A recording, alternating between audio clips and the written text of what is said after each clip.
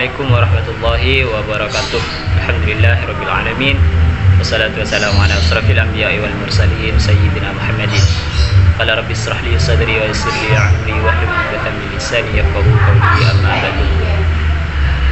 Perkenalkan, nama saya Nurul Huda dari Akuntansi Syariah C. Di sini saya akan membahas tentang Israiliyat dalam tafsir Al-Qur'an. Ada 5 tema yang saya angkat dari Israiliyat dalam tafsir. Yang pertama, definisi. Yang kedua, Israiliyat, bagaimana maksudnya Israiliyat dalam tafsir. Yang ketiga, pengaruh Israiliyat pada penafsiran Al-Quran. Yang keempat, pandangan ulama terhadap Israiliyat. Yang kelima adalah tokoh.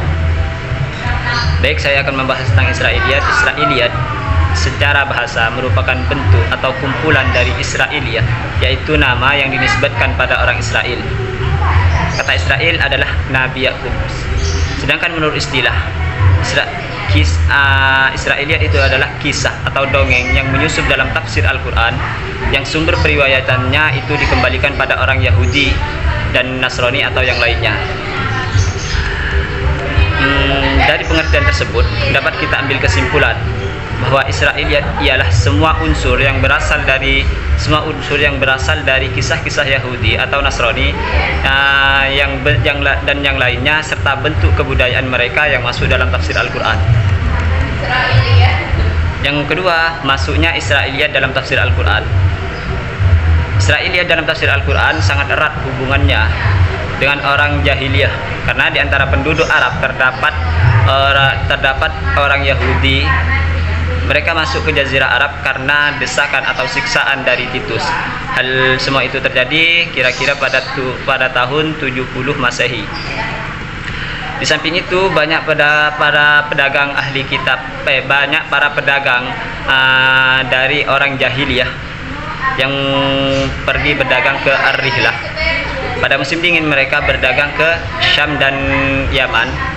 Dari kedua tempat tersebut banyak penduduknya yang terdiri dari ahli kitab.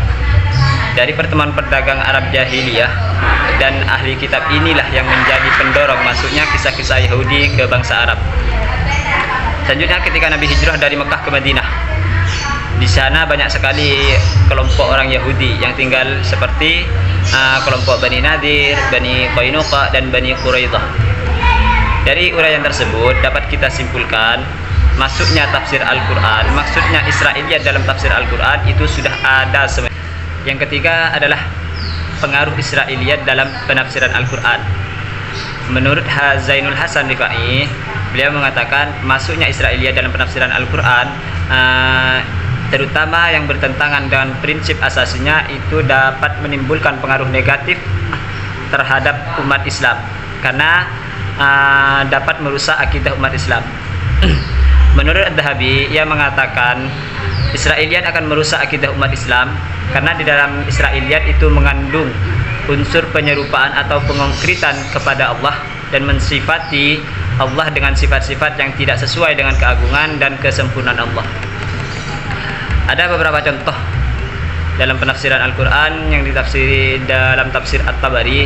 Sebagai contoh ayat, Bismillahirrahmanirrahim. Falamma balagha ma'ahu sa'ya qala ya bunayya inni ara fil manami adbahuka fandur ma'adza tara qala ya abati af'al ma tu'mar satajiduni insyaallah minas sabirin.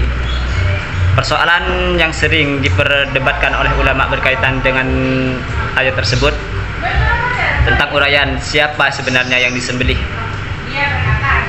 Sebagian ulama berpendapat yang disembelih itu adalah Ismail, putra Ibrahim dari Siti Hajar, dan ulama lain juga berpendapat yang dimaksud adalah Ishak, putra dari Siti Sarah.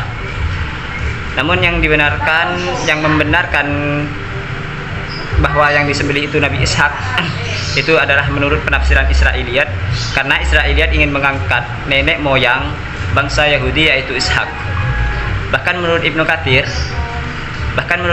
pendapat mereka itu bertentangan dengan sumber-sumber mereka.